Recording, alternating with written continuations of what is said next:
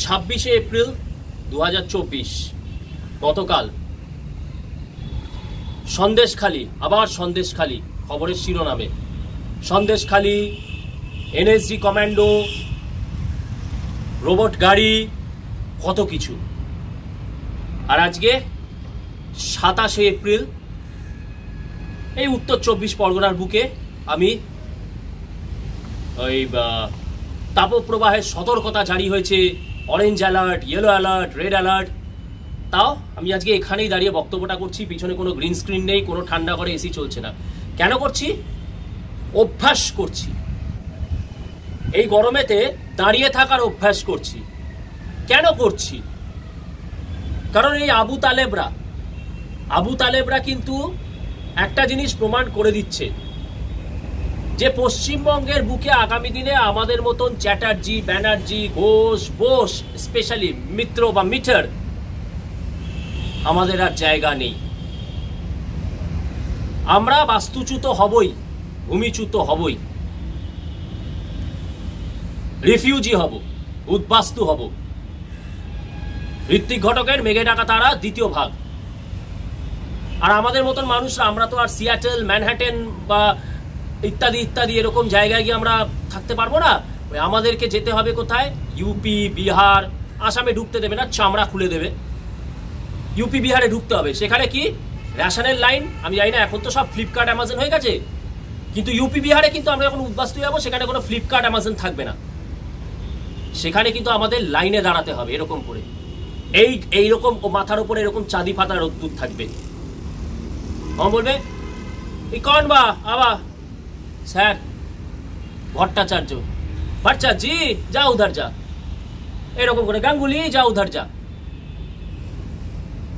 আপনার একটা সুন্দর একটা বাড়ি পাবেন, ওই টাটা স্টিল দিয়ে তৈরি না, প্রসেনজিতের অ্যাডের বাড়ি নয়, একটা কুড়ে ঘর মতন পাবেন, ভাঙাচোরা কুড়ে ঘর, যার পাশ দিয়ে হয়তো আপনি দেখছেন যে গরুর বিষ্ঠার জল বেরিয়ে যাচ্ছে, কুকুরের বিষ্ঠার জল বেরিয়ে যাচ্ছে। এরকম একটা পরিবেশে থাকতে হবে, কারণ আপনি তো রিফিউজি। এবং ইউপি, বিহার যেখানেই যান সেখানে আপনাকে রিফিউজি বলবে, ভাগরা বলবে। যে নিজের জমির জন্য লড়াই করেনি, যে ওই পয়লা বৈশাখে মুরগির মাংসের ঠ্যাং চিবিয়ে গেছে, আর ওরা একই বৃন্তে দুটি কুসুম করে গেছে, কাপুরুষতার পরিচয় দিয়ে গেছে। সেই জন্যে ওই যে গোবলায়কে আমরা ঘৃণা করি, সেই গোবলায়তে যখন আমরা বাঁচতে যাব উদ্বাস্তু হয়ে, সেই গোবলায় কিন্তু পাল্টা ঘৃণার থুতুটা আমাদেরকে ছিটিয়ে দেবে ওই রিফিউজি করে। তাই আজকে আমি এই গরমের মধ্যে প্র্যাকটিস করছি। যেভাবে ক্রিকেট খেলার সময় ছেলেরা রোদে প্র্যাকটিস করে, সেরকমই প্র্যাকটিস করছি রিফিউজির লাইনে দাঁড়াতে হবে বলে। কারণ কি? আবু তালেব কিন্তু দেখিয়ে দিল কালকে। আমরা খুব আনন্দ করছি, এই দেখো এনএসজি কমান্ডো এসেছে, মাটি ঘুরে কি সব অস্ত্র, অত্যাধুনিক অস্ত্র, বিদেশি অস্ত্র, তাই নিয়ে ফেসবুকে কত লেখালেখি, ছত্র, ইউটিউবে ব্লগ হচ্ছে, কত হচ্ছে। কিন্তু আমি ওইসব দিকে যাব না, আমি একটা কথাই যাবো, একটা মানুষের কথা, যাকে আমরা ভুলিয়ে দিয়েছি, যার পিঠে ছুরি মেরে বিশ্বাসঘাতকতা করে আজকে তারই অনেক চালা চামুন্ডা আজকে আবার লোকসভার সিটও পেয়ে যাচ্ছে, লোকসভার এমপি হওয়া কন্টেস্ট করার সিটও পেয়ে যাচ্ছে। যার অতুল ধনরাশিকে সম্বল করে অনেক মানুষ আজকে ভালোই দুধের ভাতে আছে। তপন ঘোষ, এই তপনদা আমার মনে আছে 2016 থেকে তপনদার সাথে আমরা ছিলাম হিন্দু সংহতি, প্রকৃত হিন্দু সংহতি, আজকের হিন্দু সংহতি নয়। সে তপনদা একটা কথা বলেছিলেন, প্রতিবারই বলতেন মিটিং মিছিলে গিয়ে, পশ্চিমবঙ্গের ভাগ্য নির্ধারণ হবে গৃহযুদ্ধের মাধ্যমে, সিভিল ওয়ার। কোন ভোট বাক্সের যন্ত্র, কোন ভোট বাক্সের টি তোমায় বাঁচাতে পারবে না। ও বাঙালি, তপনদাটিকে ও ভাই পশ্চিমবঙ্গের ভাগ্য নির্ধারণ হবে গৃহযুদ্ধের মধ্যে দিয়ে। তপনদা আপনাকেই আজকে আমি স্মরণ করে এই তথাকথিত যে আমাদের হিন্দুত্ববাদী তাদেরকে বলছি, আপনারই কথা বলতে পারেন। আমার মধ্যে তপন ঘোষ আজকে যদি কিছুক্ষণের জন্য ভর করে, তাহলে বলো, ও ভাই পশ্চিমবঙ্গে কোনো ভোট যন্ত্রের টি তোমায় বাঁচাতে পারবে না। এই পশ্চিমবঙ্গে বাঁচতে হলে তোমাকে গৃহযুদ্ধের জন্য নারায়ণের অস্ত্র ধরতে হবে। কোনো মমতা ব্যানার্জি, কোনো দিলীপ ঘোষ, কোনো শুভেন্দু অধিকারী, কোনো সুজন চক্রবর্তী, কোনো জাস্টিস অভিজিৎ গাঙ্গুলি কেউ তোমায় বাঁচাতে পারবে না। কারণ আবু তালেবরা, এই ব্যানার্জি, চ্যাটার্জি, গাঙ্গুলি, বোস, ঘোষ, তার কারুর পরোয়া করে না। এরা সবাই হচ্ছে এই আবু তালেবদের কাছে কাফের, মুশরিক।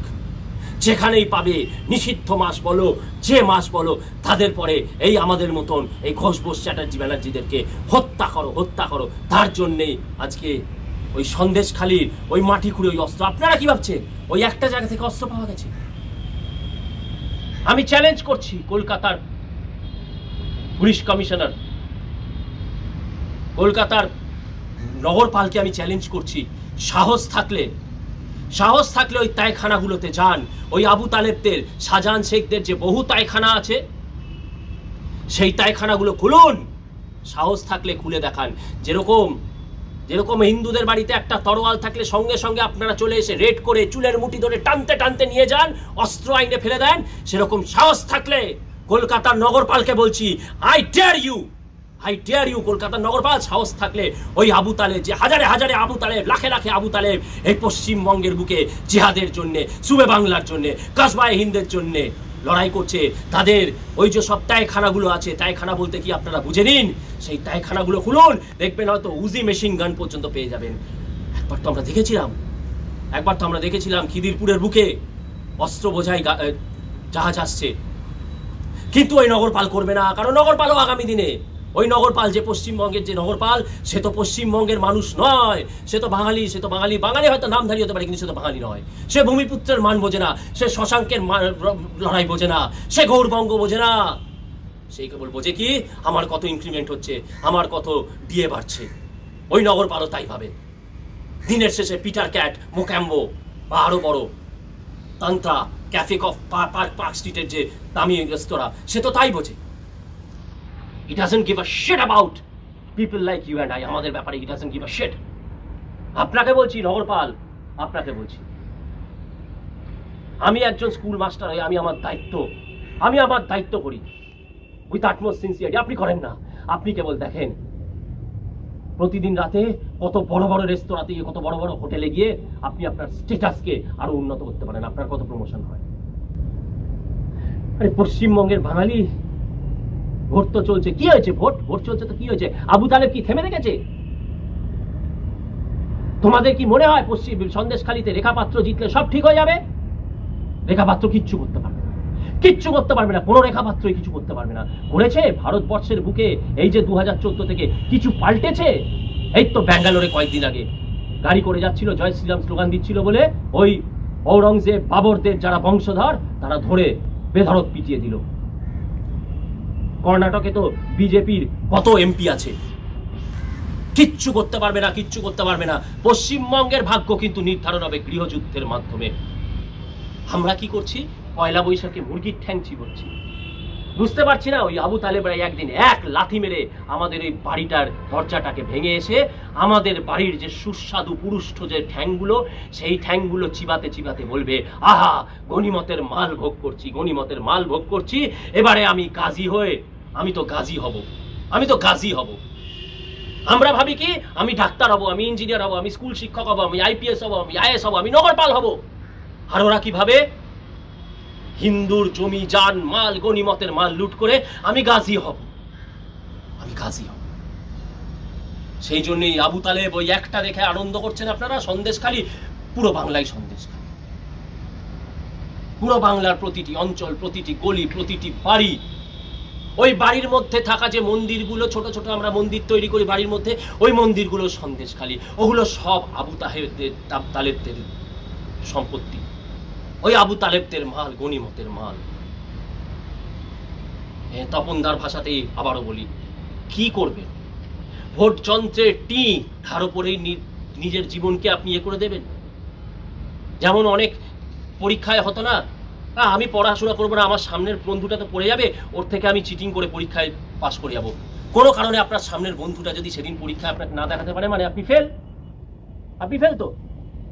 সেরকমই আমাদেরও অবস্থা। নানা ভোট যন্ত্র আছে, শুভেন্দু অধিকারী আছে, দিলীপ ঘোষ আছে, জাস্টিস অভিজিৎ গাঙ্গুলি আছে, রেখা পাত্র আছে, কেউ নেই মানে আমি তাদেরকে ছোট করছি না। তারা চেষ্টা করলেও পারবে না।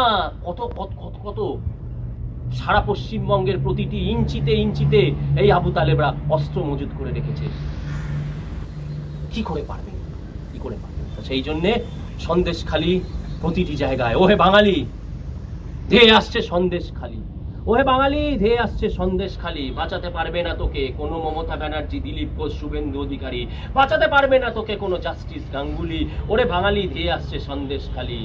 আর কত পয়লা বৈশাখের দিন তোরা মুরগির ঠ্যাং চিবাবি? ওরে বাঙালি ধেয়ে আসছে সন্দেশখালি।